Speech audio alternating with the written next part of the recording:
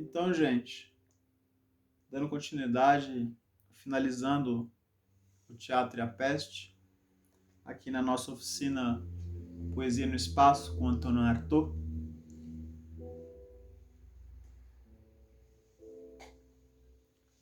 De onde paramos no último vídeo.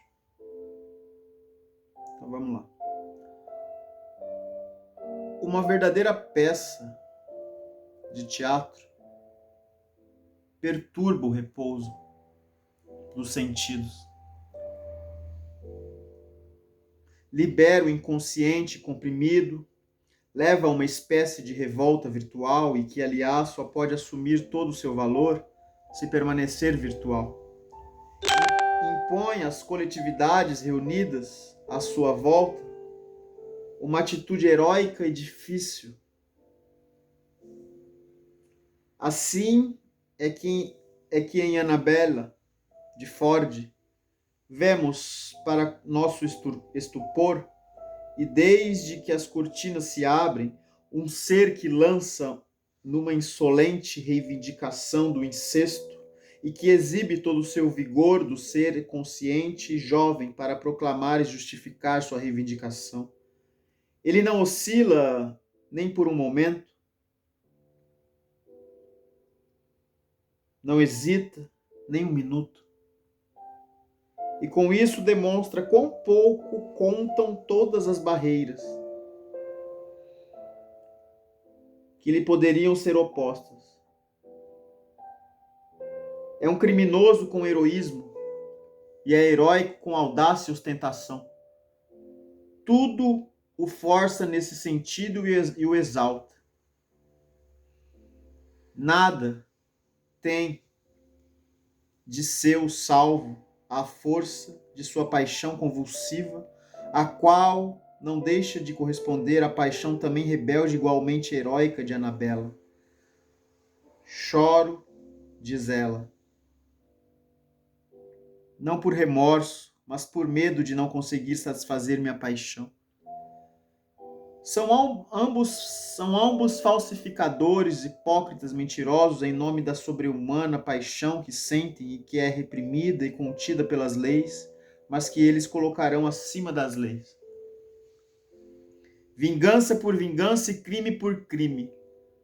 Quando acreditamos que estão ameaçados, encurralados, perdidos, e quando estamos prontos para lamentar sua condição de vítimas, revelam-se capazes de responder ao destino, ameaça com ameaça e golpe com golpe. Caminhamos com eles de excesso em excesso e de exigência em exigência. Annabella é presa, condenada por adultério, incesto, humilhada, insultada, arrastada pelos cabelos. E é grande nosso estupor ao perceber que, longe de procurar uma saída, ela provoca ainda mais seu carrasco e canta numa espécie de heroísmo obstinado. É o estado absoluto da revolta, o amor sem tréguas e exemplar, que nos faz, a nós espectadores, arquejar de angústia diante da ideia de que nada conseguirá detê-la. Se procuramos um exemplo da liberdade absoluta na revolta, a Annabella de Ford nos oferece esse poético exemplo ligado à imagem do perigo absoluto. E quando acreditamos ter chegado ao paroxismo do horror, do sangue, das leis ultrajadas, da poesia, enfim, consagrada pela revolta, somos obrigados a ir ainda mais longe numa vertigem que nada pode deter. Mas no final pensamos, vem a vingança, vem a morte, por tanta audácia e por esse crime avassalador. Pois bem, não. Giovanni, o amante, inspirado por um grande poeta exaltado, coloca-se acima da vingança, acima do crime. Através de uma espécie de crime indescritível. e apaixonado. Acima da ameaça, acima do horror, com um horror ainda maior que desnorteia ao mesmo tempo as leis, a moral e os que se atrevem a ter a audácia de se erigirem em justiceiros. Trama-se engenhosamente uma armadilha, prepara-se um festim onde entre os convidados estarão ocultos espadachins e esbirros, prontos a se jogarem sobre ele ao menor sinal. Mas esse herói acuado, perdido e inspirado pelo amor, não permitirá que ninguém justicie esse amor. Vocês querem, ele parece dizer, a pele do meu amor, pois sou eu quem lhes jogará esse amor na cara. Sou eu quem os aspergirá com o sangue desse amor, a cuja altura vocês são incapazes de se erguer. E mata sua amante, lhe arranca o coração como para se satisfazer no meio de um festim onde era ele mesmo que os convivas talvez esperavam devorar. E antes de ser executado, mata seu rival, o marido da irmã, que ousou erguer-se contra esse amor e o executa no último combate que surge assim como seu próprio espasmo agônico. Como a peste, o teatro é, portanto, uma formidável convocação de forças que conduz o espírito, pelo exemplo, à origem de seus conflitos. E o exemplo passional de Ford nada mais é perceber-se isso muito bem, senão o símbolo de um trabalho mais grandioso e essencial, a aterradora aparição do mal que nos mistérios de Eleusis se dava em sua forma pura e que era verdadeiramente revelada, corresponde ao tempo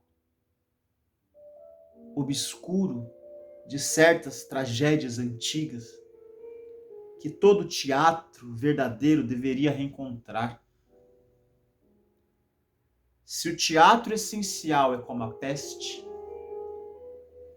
não é por ser contagioso, mas sim porque, como a peste, é a revelação, a ascensão para o primeiro plano, a exteriorização de um fundo de crueldade latente através do qual se localizam num indivíduo ou num povo todas as possibilidades perversas do espírito. Assim como a peste, ele é o tempo do mal, o triunfo das forças obscuras que uma força ainda mais profunda alimenta até a extinção.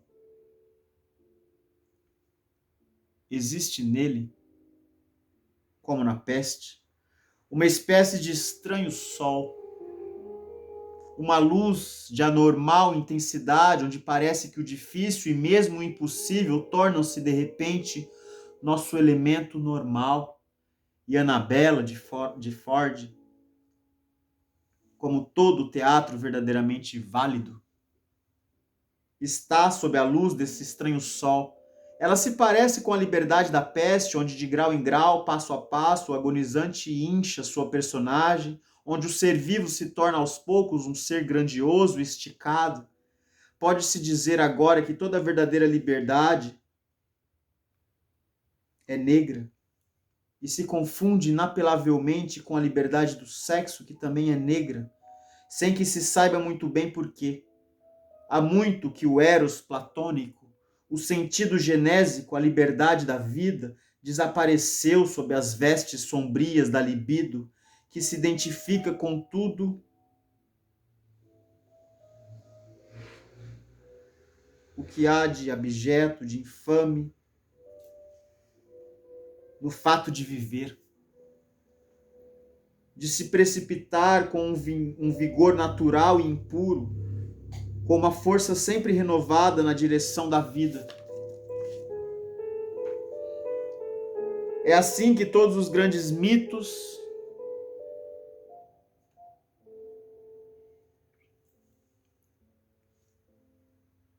são obscuros. É assim que não é possível imaginar, fora de uma atmosfera de carnificina, tortura, de sangue vertido, todas as magníficas fábulas que narram para as massas a primeira divisão sexual e a primeira carnificina de essências que surgem na criação. O teatro, como a peste, é feito à imagem dessa carnificina, dessa essencial separação. Desenreda conflitos, libera forças, aciona possibilidades. E se essas possibilidades e essas forças são obscuras, a culpa não é da peste ou do teatro, mas da vida. Não acreditamos que a vida tal como é e tal como a fizeram para nós seja razão para exaltações. Parece que através da peste, coletivamente, um gigantesco abscesso, tanto moral quanto social, é furado. E assim como a peste, o teatro existe para furar abscessos coletivamente. Pode ser que o veneno do teatro lançado sobre o corpo social o desagregue, como diz Santo Agostinho, mas se o faz é como uma peste, um vigador flagelo, uma epidemia salvadora na qual épocas crédulas quiseram ver o dedo de Deus e que nada mais é do que a aplicação de uma lei da natureza, onde todo gesto é compensado por outro gesto e toda ação por sua reação. O teatro, como a peste, é uma crise que se resolve pela morte ou pela cura. O teatro, como a peste, é uma crise que se resolve pela morte ou pela cura. E a peste é um mal superior porque é uma crise completa após cuja passagem resta apenas a morte ou a purificação radical. Também o teatro é um mal porque é o equilíbrio supremo que só se pode conseguir através da destruição. O teatro convida o espírito para um delírio que exalta suas energias e, para terminar, é possível observar que, do ponto de vista humano, a ação do teatro, como a da peste, é benfazeja, pois, levando o ser humano a se ver como é, faz cair a máscara,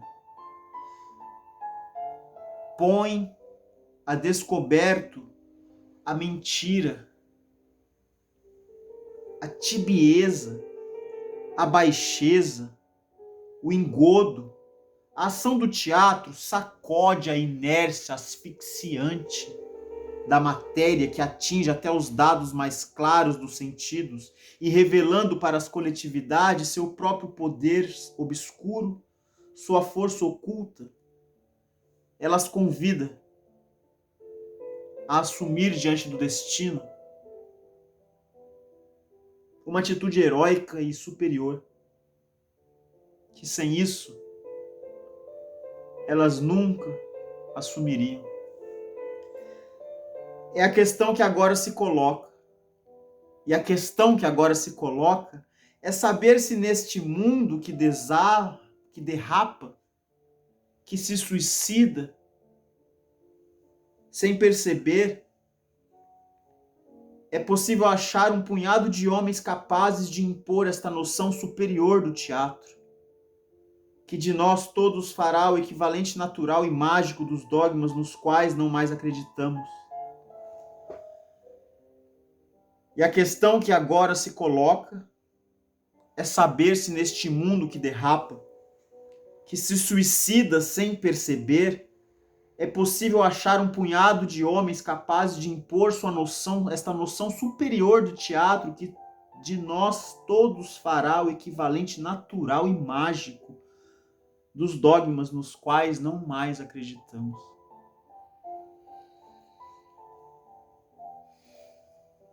Assim termina o Teatro e a Peste. É algo muito atual, muito maravilhoso. e profundo a relação do Arthur com o teatro, e trazendo também para o momento que a gente está vivendo, né? Enquanto existia, se a gente lutar pela vida e a vida ressurgir, ou se manter, sobreviver, se nós sobrevivermos e a vida sobreviver, o teatro vai se sobreviver, né? É bem por aí. Então, para terminar, eu gostaria de agradecer, né, ao projeto, ao edital emergencial SC Cultura em Sua Casa, a LESC, Governo do Estado de Santa Catarina, a Fundação Catarinense de Cultura, e como nessa oficina e nessas videoaulas a gente passei algumas referências, eu vou ler um pequeno trecho de um livro que